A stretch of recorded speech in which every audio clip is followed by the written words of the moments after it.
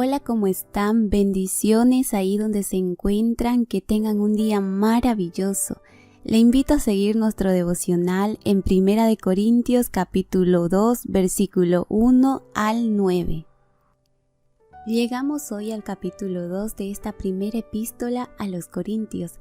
Vimos que en el primer capítulo se enfatiza la centralidad de Cristo crucificado y que ello es lo que corrige las divisiones. Aquí, en el capítulo 2, veremos que la claridad del Espíritu Santo corrige la sabiduría humana. Dijo el apóstol Pablo en el versículo 1 al 5. Así que, hermanos, cuando fui a vosotros para anunciaros el testimonio de Dios, no fui con excelencia de palabra o de sabiduría, pues me propuse no saber entre vosotros cosa alguna sino a Jesucristo y a este crucificado, y estuve entre vosotros con debilidad y mucho temor y temblor, y ni mi palabra ni mi predicación fue con palabras persuasivas de humana sabiduría, sino con demostración del Espíritu y de poder, para que vuestra fe no esté fundada en la sabiduría de los hombres, sino en el poder de Dios. Aquí tenemos dos cosas a las cuales quisiera dirigir su atención. La primera de ella es que la predicación del Evangelio, el mensaje de la cruz, está basada en un mensaje sencillo. La predicación de Pablo no estuvo llena de palabras floridas o métodos filosóficos. Pablo les entregó un mensaje sencillo. El poder del mensaje no estuvo en su elocuencia, estaba en la esencia. Y esto nos ayuda a entender que el poder del mensaje está en quien envía al mensajero. La sabiduría humana es insuficiente para entender o predicar este mensaje. Él no dio uso de ningún estilo oratorio. Recordemos que él era un expositor brillante de la palabra.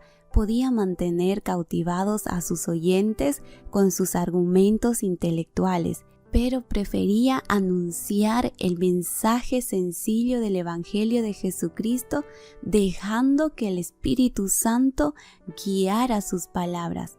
Porque el mensaje de la cruz no necesita nada más. Querer agregar algo más es en realidad quitarle. En segundo lugar, lo que quiero recalcar aquí es que es un mensaje de Dios. Leímos que Pablo no se presentó exponiendo la sabiduría del mundo al anunciar el testimonio o el misterio de Dios. Pero antes entendamos esto. ¿Qué es lo que quería decir Pablo al usar la palabra misterio?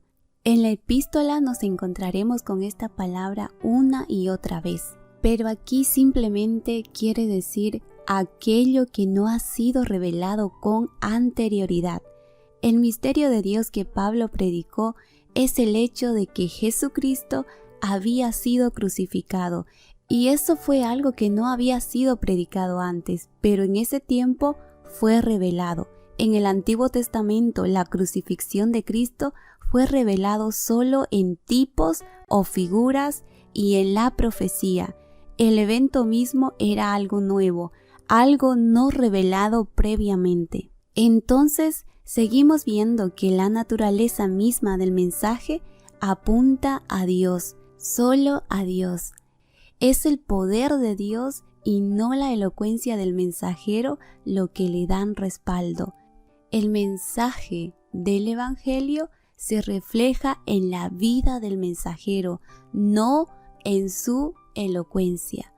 La cruz es el mensaje, su necesidad, su poder, su suficiencia. Ese es el único mensaje que puede transformar corazones, porque es un mensaje del Espíritu Santo, traspasando al corazón que es tocado por su poder. Que conozcamos y recordemos esto es importante, porque es el Espíritu Santo que dará poder a nuestras palabras y las usará para glorificar a Jesús, reconociendo que es el Espíritu Santo que nos ayuda y guía. Y aquí quiero aclarar que la palabra no niega la importancia del estudio y la preparación para predicar. Pablo mismo tuvo una instrucción y estudio profundo de las Escrituras. Lo que debemos tener en claro, lo que la palabra el día de hoy nos enseña es que al ser un mensaje del Espíritu Santo, la predicación efectiva debe combinar la preparación y el estudio con la obra del Espíritu Santo. Así que no usemos estos pasajes o la aseveración de Pablo como una excusa para no estudiar o prepararse. Todos debemos hacerlo. Así seremos eficaces en las diferentes áreas donde nos encontremos. Y vamos a llegar a ser esos obreros que declara 2 de Timoteo capítulo 2 versículo 15, un obrero que no tiene de qué avergonzarse y que usa bien la palabra de verdad.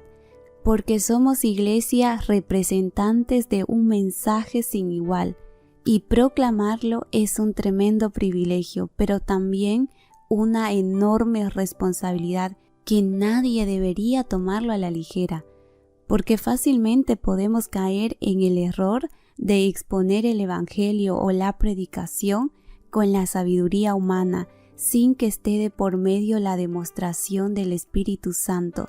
Necesitamos el poder del Espíritu Santo en nuestra vida para ser eficaces en llevar el mensaje de Cristo a otras personas, para que, como dice la palabra, nuestra fe no esté fundada en la sabiduría de los hombres, sino en el poder de Dios. La fe del que proclama el mensaje y la fe del que lo escucha no puede jamás descansar en otra cosa que no sea el poder de Dios.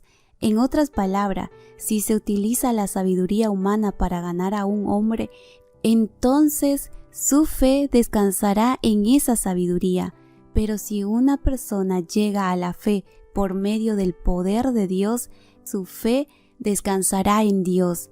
Ahora, estimada iglesia, la pregunta básica es: ¿en qué se apoya su fe? ¿En qué se está apoyando nuestra fe?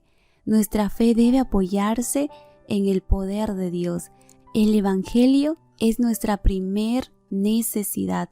Si no conocemos a Cristo, no conocemos nada más. En el versículo 9 continuó el apóstol diciendo: antes bien, como está escrito, cosas que ojo no vio, ni oído oyó, ni ha subido al corazón del hombre son las que Dios ha preparado para los que le aman.